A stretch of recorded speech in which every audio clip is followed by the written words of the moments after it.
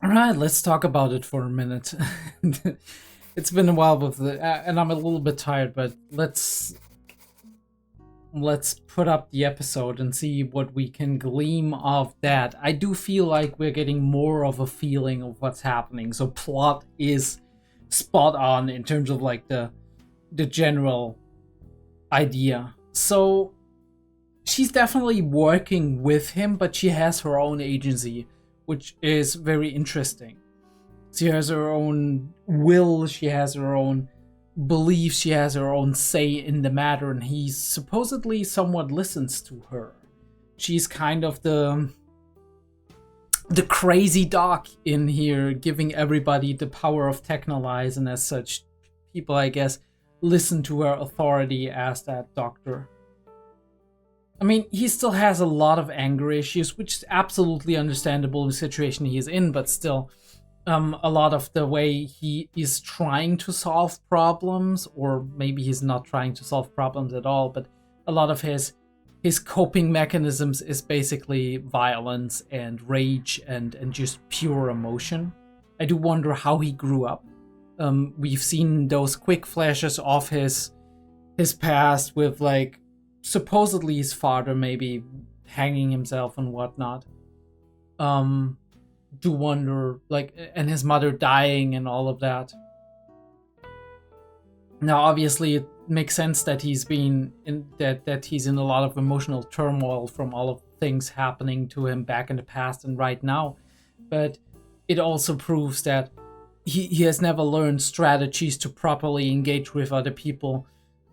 Maybe try to see things from their perspective, in even if you kind of are in the right, if what they're doing is kind of wrong, what they're doing to you is wrong, kind of trying to find a way to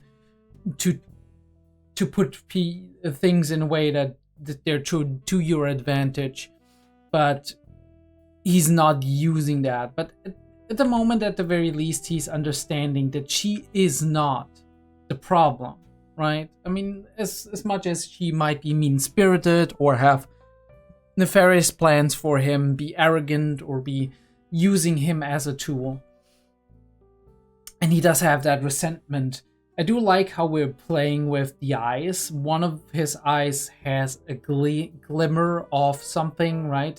Like a glimmer of light. And the other part of his, like this other eye of his, it does have none of that. So, or I guess it starts with that glimmer of light. But yeah, she kind of understood that he wouldn't follow through on that. I guess she has a good read on him as a person. Still don't like that overly smug smile that she's showing. The question is if that is a way for her to just remain in control within the situation, or if this is a way for her to this is just her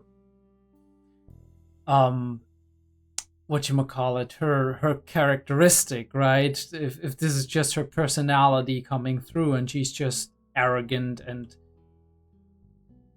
enjoying this to a degree. Are you going to kill him here even though he's mine? So she's protecting him in a way, although I don't even know if he wants to kill him. I wonder by whose will is he being kept alive? Yours, mine, or Lucus? Yours, mine, or the city of Lucus? And there seems to be some kind of like almost reverent belief that the city itself is an organism that maybe through means that we cannot directly prove is keeping him alive. But they're definitely playing God here in a lot of ways. It's very interesting that we have this kind of weird rat otter creature being in the mix again. Maybe I shall ask him to keep me company. What the fuck was that about, right? What is that comment?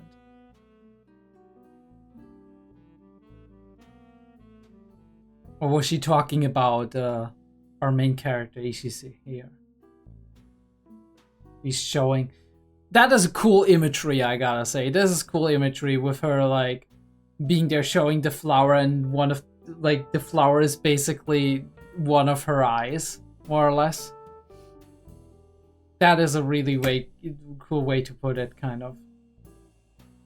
I think it's very interesting that they're exchanging, like, or she is looking at him, exchanging glances with him.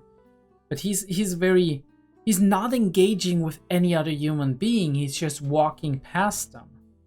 Right? It's like he's leading a non-existence, as if he exists in a different reality from everybody else, and almost as if he's trying to deny the reality that's happening around him, right? As if he's just a passenger. And again, we focus, like, I keep getting reminded of Lain when we see like the focus on these telephone pole and like power lines and whatnot against harsh white sky. And I do love this shot. I don't exactly know why. I guess it's like the unique way we're putting that, right? From all the way down upwards, looking not only at him upwards, but also at the power line itself. And we do have these kind of slightly tilted angles of both of these objects that are within our focus, him and the communication device that's branching out in all directions. It's not just going in one direction or two, it's going in all directions like a network.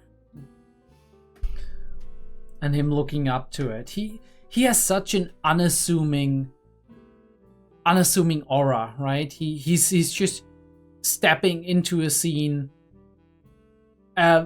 like an almost non-smile on his face, like a generally default friendly face, greeting people, getting information out of them, making contact, observing, and you never know what's happening. You never know what's deep down inside of him until, at the very least, the end of this episode, where we get a glance of what might be his goal. But we don't know what his exact goal is. We just know he wants to seed chaos here, right? And conflict between the different parties of this city, and he's doing that by just collecting information and finding ways to do that. And he seems to be under the direct command of somebody who is outside, right? Who is on the surface. Although he seems to say no changes on the surface whatsoever, aggravatingly so. Which kind of implies that the status quo that's happening outside up there is not what he's satisfied with. So I do wonder if whatever he's doing here is due to the commands he has gotten from up top, or if this is just his excuse to go in here and try to cook his own scheme, right? Try to make something happen that might have ripple effects to the outside. Because it sounds to me like he's dissatisfied with the stale and stagnant state of the outside world, of the outside society, maybe human society, kind of. Which makes sense, like a society that doesn't move, that doesn't change. A world that stays stagnant is a dead world in a way, right? It's just wasting away. How should I report this up above? He's so unassuming, but he's very insidious in many ways, right? He seems like a friendly guy when you meet him, and then suddenly you find out he's not so friendly after all, right? He's hiding a lot behind that smile.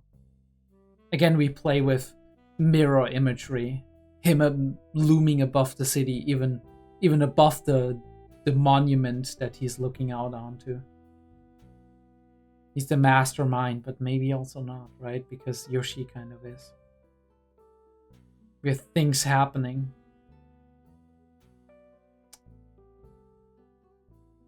Putting a gun together and whatnot. And these gangs, right, they're kind of maybe not as okay with the Organo as we initially thought. And he's trying to get some people, some forces onto his side. So he's like, bro, I'm gonna let you practice, right? I'm gonna teach you something. And at this point in time, this is really well done, I think. Well, first of all, cool shot. But yeah, it's really well done, I think, because at this point in time, we don't know who the perpetrator is, right? Who the guy from the Union is, who's killing all of these people. And then the guy who's killing killing the Organos as well. No, killing the Union guys as well, right? Setting the fire and whatnot. He's just trying to kick the hornet's nest in a way. This is a very interesting shot. I don't know what to make of that. Or like intently focusing on him, intently observing him in a way. Passively just being there. But it feels like there's a connection, right? At least from her side, not supposedly not from his side, although I don't know, it almost seems like there might be as well, because as I said, he is a character who talks very little. It's very hard to look inside of his mind. Onishi talks a decent amount. We find out kind of what he wants and what his role is in the city and where he places himself. The dog kind of talks, right? We get little glimpses of who she is and what's important to her, what's interesting to her. Yoshi talks, although Yoshi hides a lot of his motives and we don't know what his exact plans are.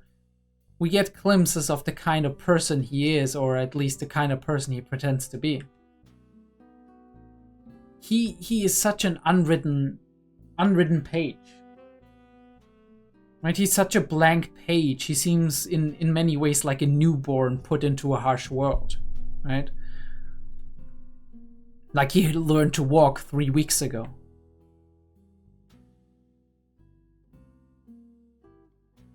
His behavior is very inhuman, right? Very robotic, very almost autistic in a way, right? Not being able to socially interact with people, having a lot of outbreaks in a way, having a lot of like raw emotion going on here, not being able to look at the perspective of other people, right? Not being able to have that empathy, have that theory of mind. I think it's very interesting that he's standing up at that, right? He's like talking to him. Once you learn the slight inconsistencies and stuff is popping up here, some of the annoying things floating around should disappear, and he's trying to be friendly and teach him. But this like has him standing up being like, I'm done with this shit. I guess that's the only thing I can like interpret into that, because he hasn't provoked him in any way, right? Those blank stares, right? Very weird, very weird. But we do see like the hand upon hand.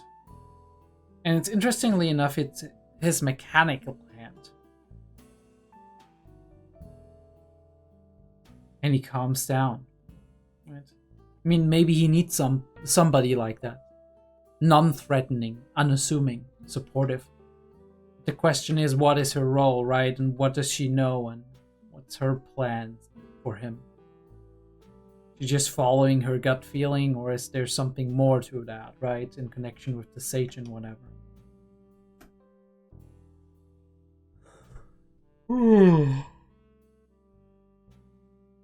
He's just trying to make an ally, right? But he's still breaking the glass here. Well, he's got something even the Organo can't touch. What does he have? A will to live? I don't know. I mean, a lot of people have a will to live.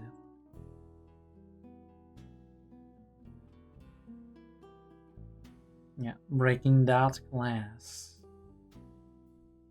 Well, at the very least, he's trying, right? I got the sniper and all the setup. We don't know what's happening yet. Things are going over. I love how we mirrored the shot, right? Of Yoshi was looking up at exactly that pole in the daytime sky, and now we have the night sky, and we're panning down to him again, to Yoshi being on the line, having that smug smile on his face, being like, I'm the mastermind here. The blazing fires of the Union kind of matching and mirroring their, I don't know, their blazing beliefs, right? Mind, body, soul, all of that shit. Like, these shots are full of life. Amazing how many elements are in there. She's sleeping with the mask on, interestingly enough. Yeah, I do wonder, the two of them. But Yoshi's coming in here, and this looks like a bomb. Like, I don't know, it looks like a bomb. Alright, he's putting down a clock, he's fight, and crush each other. That's exactly it, Shinigami. And it looks like, yeah, some kind of explosive or something. Yeah, I guess this is all I got for this episode. A couple of interesting shots in here. Right? Zooming into the sniper rifle, right? With the fence, through the fence. I've seen cool pictures, actual real-life pictures, where you shoot through a little hole in a fence like that. It makes for very interesting and impressive shots, oftentimes.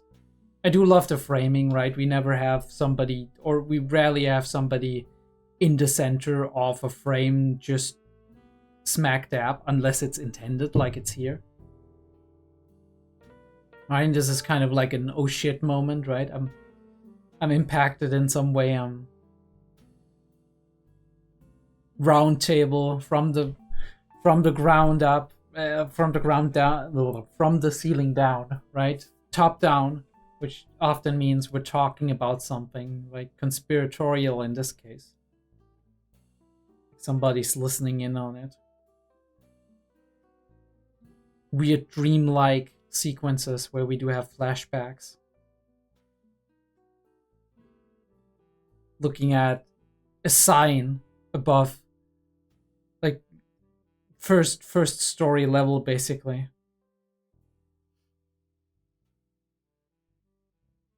It's very interesting how he engages, or rather how he refuses to engage with the world. I do wonder what that is all about. But yeah, that's been the discussion of Techhnolyze episode 7.